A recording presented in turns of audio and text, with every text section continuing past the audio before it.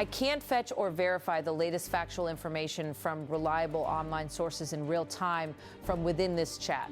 What I can do is, 1, flag the claims in the transcript that most need verification and what kinds of reliable sources would confirm them, and 2, rewrite the material you provided in a clean, journalist-style script while avoiding presenting unverified claims as established fact. Below is part 1, approximately 1,250 words, written accordingly.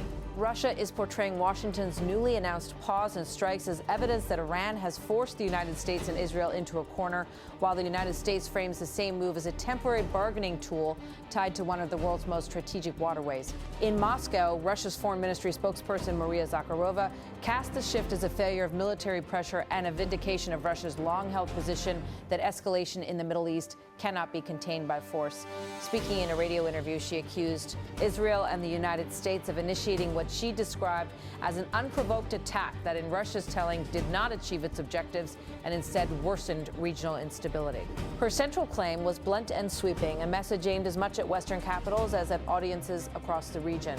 Asterisk, Maria Zakharova, no military pathway could restore order, and that only immediate diplomacy based on real negotiations could prevent wider fallout. Russia has repeatedly argued that crises involving Iran, Israel, and U.S. forces are prone to spill across borders through energy markets, proxy networks, and shipping lanes, and it is now using the latest turn in events to reinforce that argument. The remarks came as the conflict's tempo appeared to shift from deadlines and threats toward cautious outreach, with both Washington and Tehran describing a narrow, conditional opening for talks. In Washington, President Donald Trump announced what he called a conditional 2-week NC of U.S. bombing operations. He presented the pause not as a concession, but as leverage, an effort to create space for negotiations while tying U.S. restraint to a specific outcome, maritime access through the Strait of Hormuz.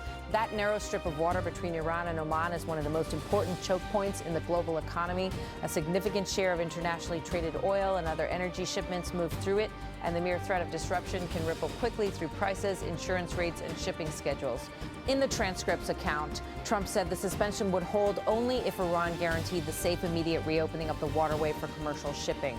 The announcement followed days of escalating rhetoric and hard deadlines, but it signaled a tactical pivot, a pause framed as pressure, not peace. Trump also said he had received what he described as a 10-point proposal from Iran, one he characterized as a workable starting point for negotiations. Iran's response, as described in the transcript, was cautious and conditional as well.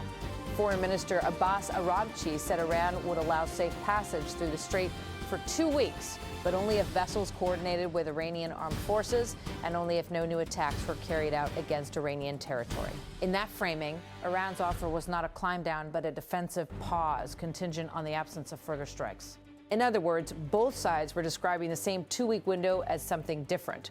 Washington as a chance to extract guarantees and reopen a maritime artery, Tehran as a temporary arrangement that preserves Iranian leverage and recognizes Iran's security demands. Iran's Supreme National Security Council, according to the transcript, later confirmed a willingness to begin talks while emphasizing deep mistrust of the U.S. side.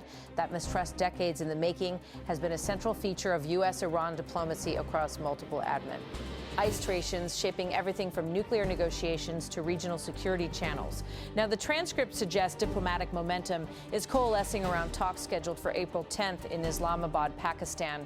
Iranian media, it says, reported that Iran's parliament speaker would lead Tehran's delegation, while U.S. Vice President J.D. Vance would represent the United States.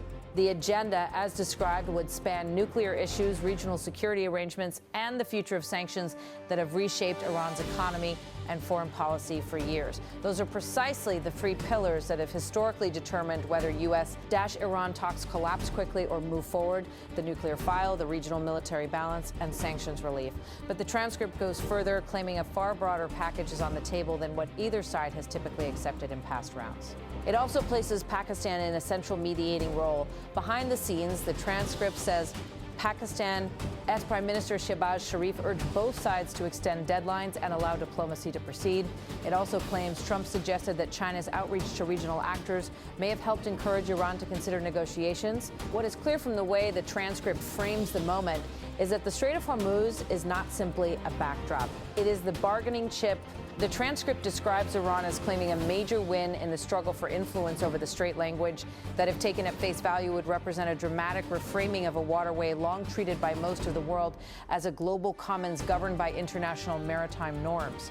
In Iran's telling, the Strait has become a controlled corridor, one in which Iran can demand coordination, impose conditions, and potentially extract economic benefit. Iran's reported 10-point proposal, as outlined in the transcript, signals what Iranian officials portray as a strategic breakthrough: regulated passage for ships under the supervision of Iran's armed forces, granting Iran what it describes as a unique economic and geopolitical advantage at a moment when global markets are already sensitive to any disruption. That framing is designed to send two simultaneous messages, one outward to energy importing nations and shipping companies, the other inward to domestic audiences and allied groups across the region.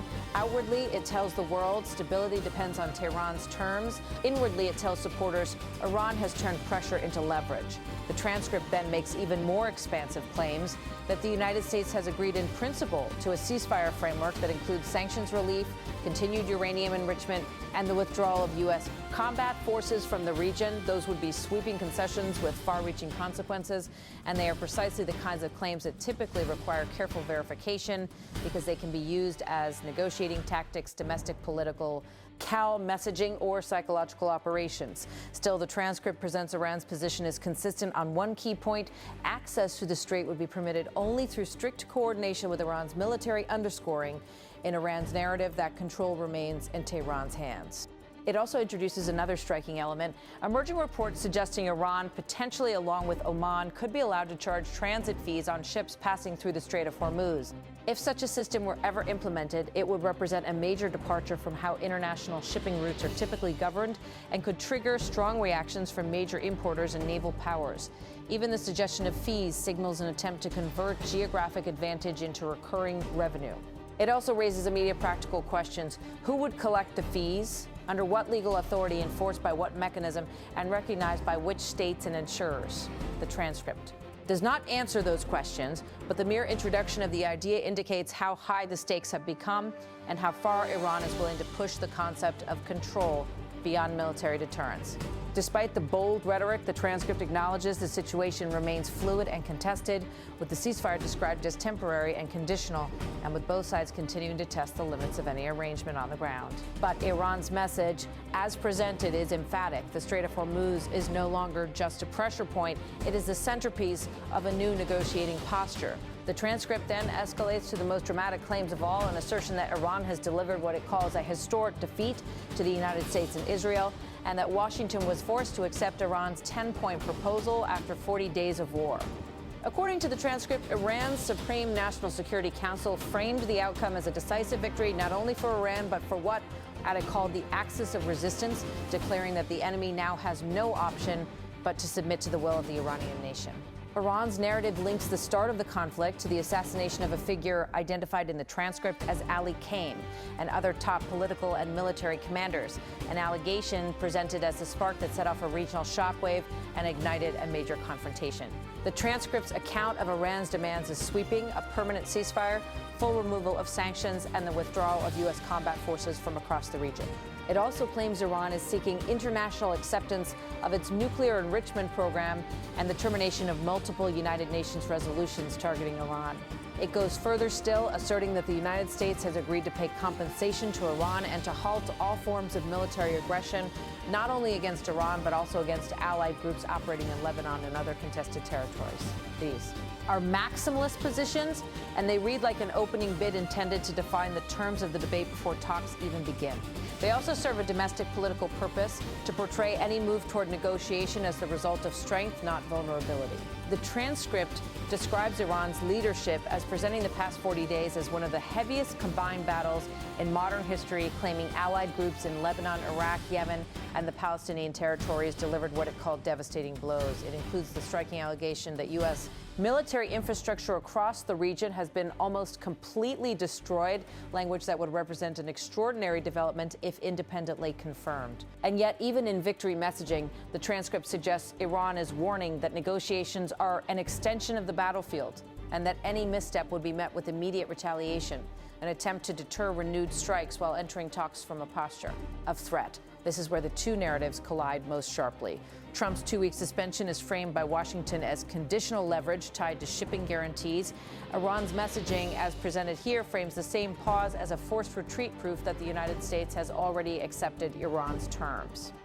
Both cannot be true in full. What can be true at the same time is that a narrow pause has opened, one that each side is trying to define on its own terms. With the Strait of Hormuz as the central bargaining chip and the next round of diplomacy poised to determine whether the pause becomes a pathway out or simply the calm before another surge in escalation.